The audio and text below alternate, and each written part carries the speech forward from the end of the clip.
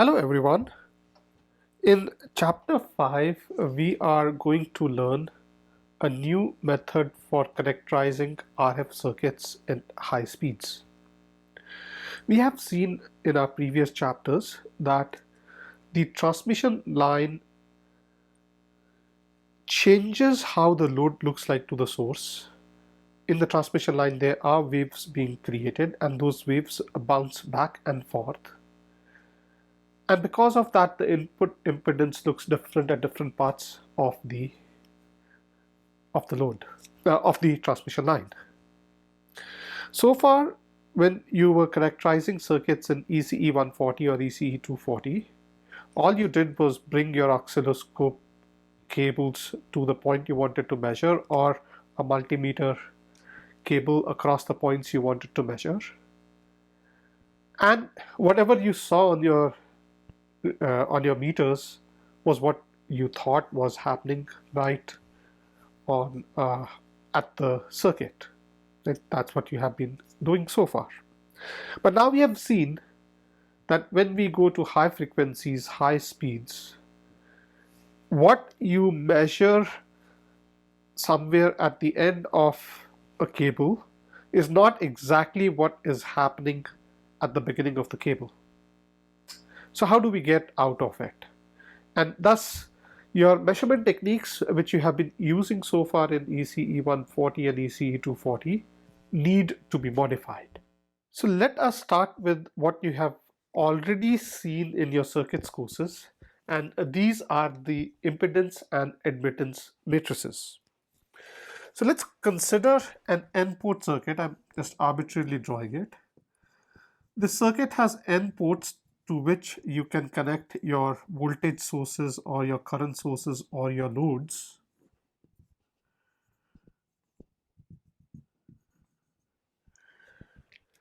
And I want to take this circuit. This has been given to you as a black box. I want to take this circuit and put it either to put some loads here or put some other parts of circuit. So I need to know what the circuit is going to do. How can I go about characterizing it? Well, one thing you can simply do is you put current on one port. For the time being, I'm just putting current on one port, I1, and you keep all your other ports open. And then you go and you measure the voltage which you see at different ports.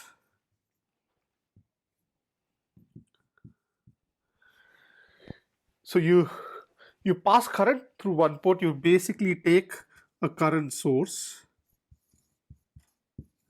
and you connect it to port 1, and you pass a known current, a current which you know, to port 1, keep every other port open, and thus you would measure various voltages across different ports. And you can write this as a matrix. You can basically say that the voltage on port 1 is going to be dependent on the current on port 1 by some impedance, and I'm just going to call it Z11. 1 here represents the port to which current is applied,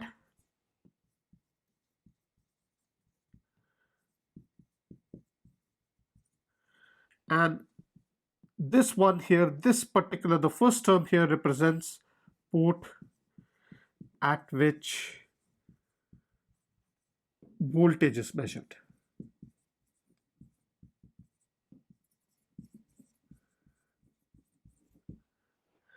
Right? Similarly, you can write it as V2, which would be Z.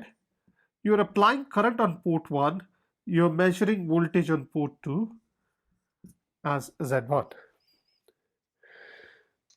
We can continue doing this process by then going to the second port. So if first port we go, we measure all these voltages and we get the values, which would basically be the values of I'm just going to start putting the values up here in a column: Z11, Z21, Z31, Zn1.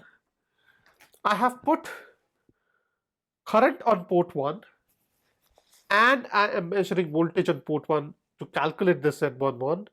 I have put current on port 1 and measuring the voltage on port 2 to get Z21, and I put current on port 1 and so forth, measuring voltage on 3 to get Z31 and Zn1. I've put current on port 1 and I've measured the voltage on port N. In the next step, we can now take a current source and instead of passing the current through port 1, we can now put our current source on port 2 such that you pass some known value of I2 and you still measure your voltages across the different terms. And what are you now going to get? You're going to get V1 is going to be dependent upon I2, not on I1, on I2, and a term which is going to be Z12. You've applied current on port 2, you're measuring voltage on port 1. And similarly, we can measure the voltage on port 2, we can measure the voltage on port 3, and so forth and so on. And we would get terms which would be Z12, Z22, Z32, Zn2. We can continue doing this process, keep on taking this current source and going through all the ports, and what do we end up getting? We will end up getting an n by n matrix.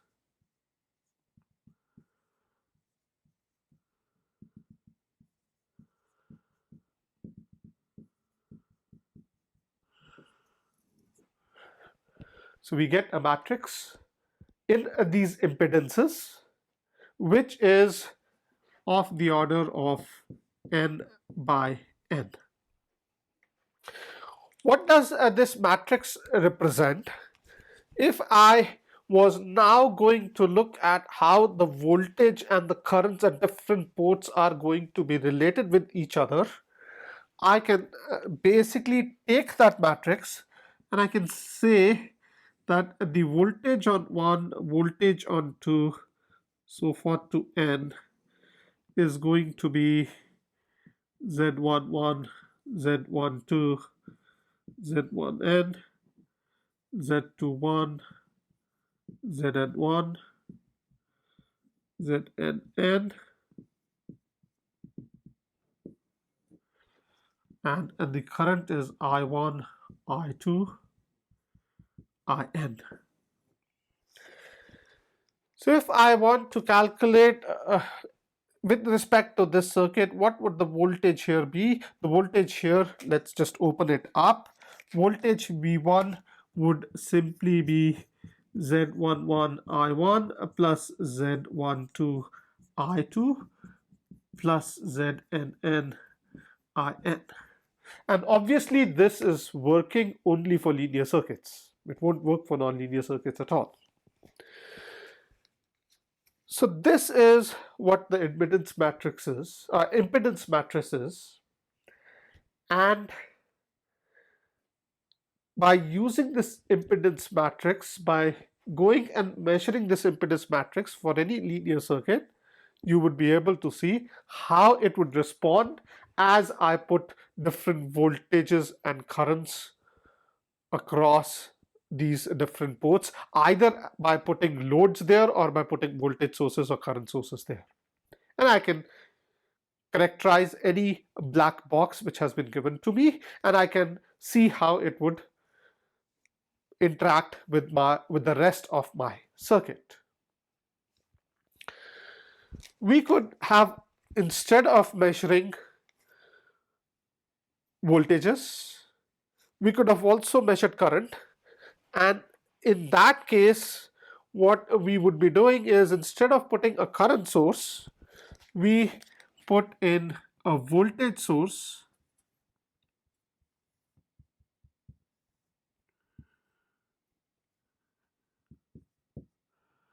such that it creates a voltage V1, and instead of measuring the voltage we measure the current, but now we have to make sure that there is no voltage drop which happens here.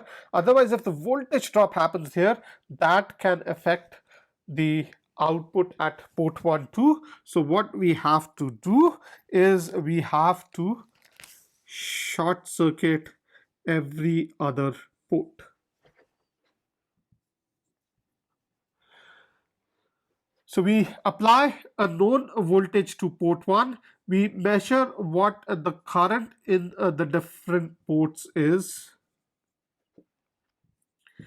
and we relate the voltage to the current or the current to the voltage, and in that case we would get an admittance term which would simply be this.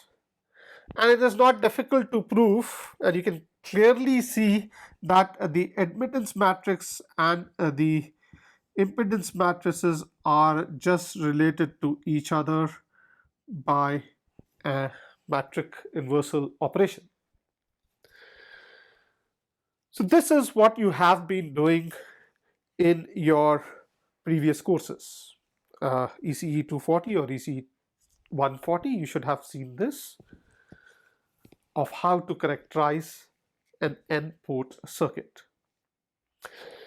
Now, what would happen in our case is that when we have these ports, life is not so simple. What we have is actually a wave which is going to come in and a wave which is going to go out.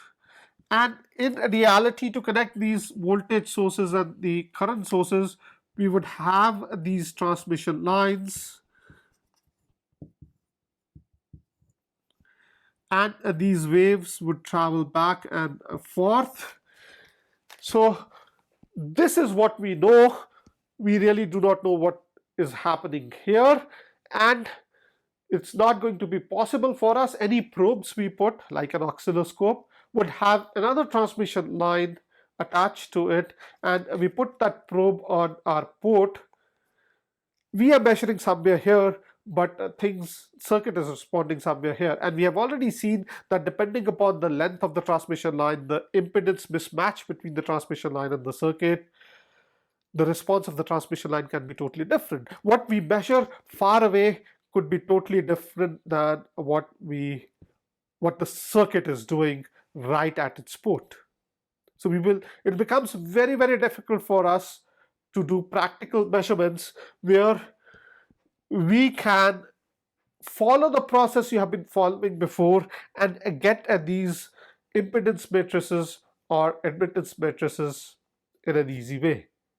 So we need a new path forward, and that new path is the scattering matrices.